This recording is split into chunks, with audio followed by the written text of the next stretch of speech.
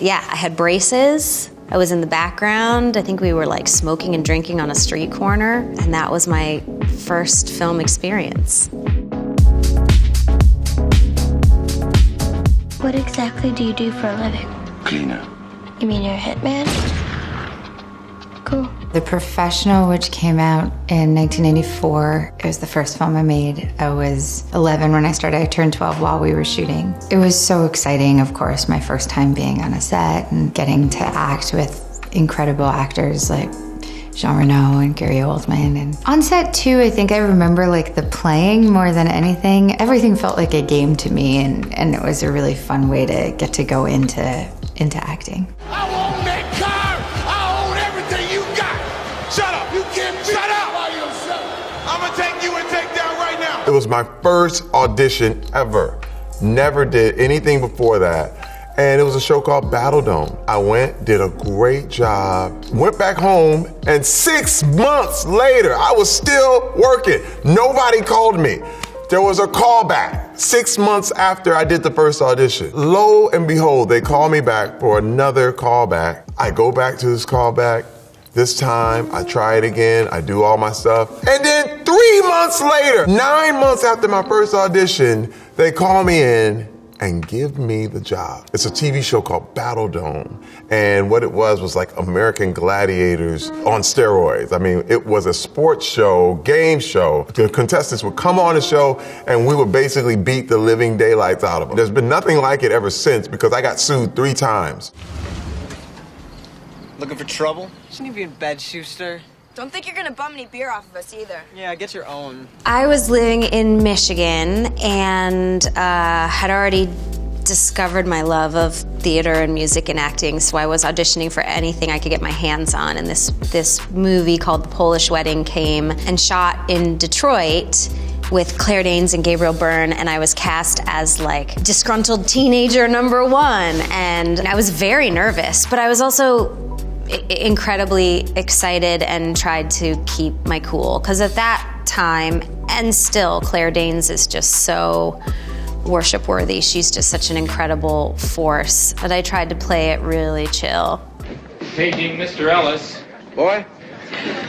First film I ever did was Dead Heat on a Merry-Go-Round. I played a bellboy. Paging Mr. Ellis. Paging Mr. Ellis. Those are the entirety of my lines. No explanations required. You need somebody to back you up. It's called corroborating evidence. Look, I'm gonna go through with this. I played a very important supportive role as, I think, a cheerleader. And actually the thing I remember most about it is that production was the job that got me my SAG card. So I was officially in the union thanks to ABC. Little did I know that many years later I'd spend 7 seasons on ABC doing all the things they tell you not to do in after-school specials. You don't accept any responsibility whatsoever for your brother's death, do you? If you're so good at asking questions, ask Martin. You'll get more out of him than me. Can I go yet? Every actor that came out of drama school was either on the bill or casualty or both. And it was kind of like it was extended drama school for people. It was my first time in front of a camera, and I think it probably shows. I had that slight deer in the headlights thing, I think. Damn, that was a dumb thing to do. What's going on out here? My first listed role is White Lightning. I was, I believe, 5 at the time, and my mother was in the film, along with Burt Reynolds and other amazing cast of actors. And they had dressed me to do a background walk-by, but I, because of trauma, forced myself into the movie because I was watching, and a man comes toward my mother holding a shotgun, and I panicked and started running and grabbed her leg to protect her. So it's a devastating story. I got my start in pictures by being traumatized and trying to protect my mother. You're welcome. Who can tell me what this is? Anybody know? Is it a semi-automatic assault weapon? No. The first time I'd ever done anything on TV was Saturday Night Live, which feels like something people do many, many years in. Basically, I just moved to New York. I was doing open mics, and I met this guy who was a writer for SNL. And they needed a brown guy for a sketch. And he just contacted me and he said, hey, do you want to be on Saturday Night Live? And I was like, what do you mean? And he said, we have a sketch and you'd have some lines. And I said, okay. I was very, very scared. I had 3 lines and one of them didn't go great. And so they cut that line. So then when we actually did it, I had 2 lines. I was extremely nervous, but it went well. That was my first credit. And then I wasn't on Saturday Night Live for 11, 12 years. It took 11, 12 years to come back there. Speak English. He's hurt. My first IMDb credit is Heaven's Gate. But that was a very particular situation. Someone said, you know, they're making this movie, and it's Michael Cimino, and The Deer Hunter came out. I had seen it. I thought it was great. And they're looking for ethnic faces. The audition was you did one monologue in English, and then you did in another language. So I had a friend of mine phonetically write out that speech in Dutch. They just assumed I was fluent in Dutch. So when I got there, Cimino asks me to improvise in a scene, talks me through the whole scene, and he says, okay, and in Dutch. And I'm like, I don't speak Dutch. What? You don't speak Dutch? I was in a lighting setup, and someone told me a joke. Cimino heard me laugh, and he turned around and he said, Willem, step out. And that was it. I was fired from that.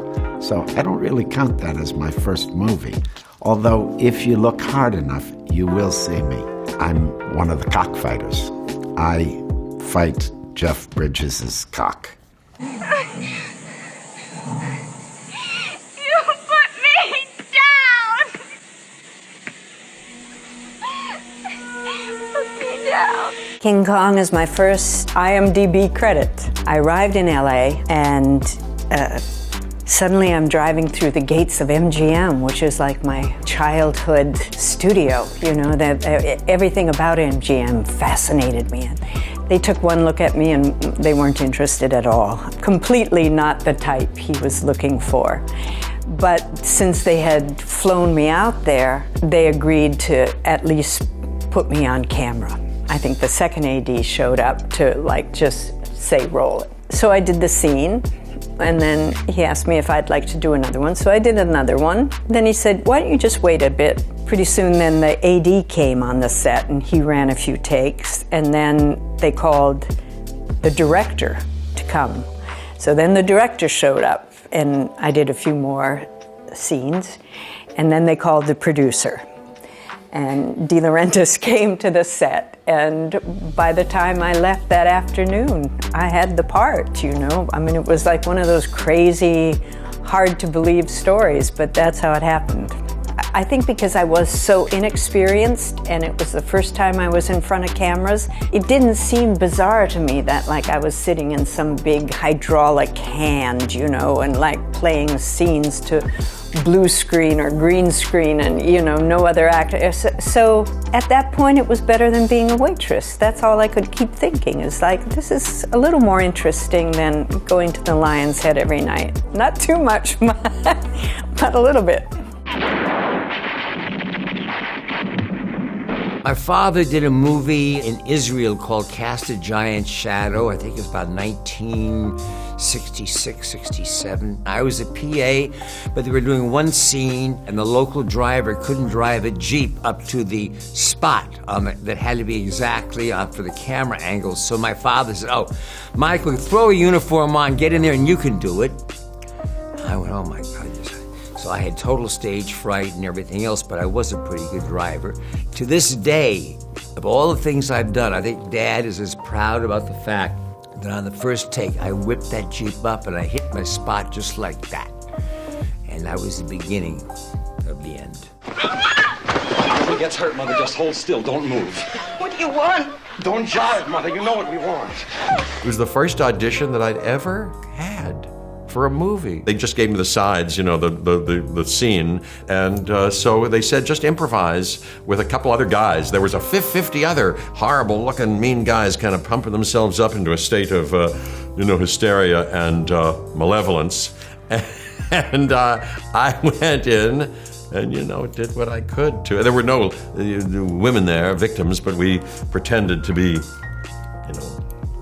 not nice, and they liked me for it, I guess. Michael Winner, he was known to be an abusive director, and in fact, the first thing he did to me, the very first shot, first movie, coming up the stairs, I was skulking up to Hope Lange's and Charles Bronson's apartment on the Upper East Side. He screamed at me.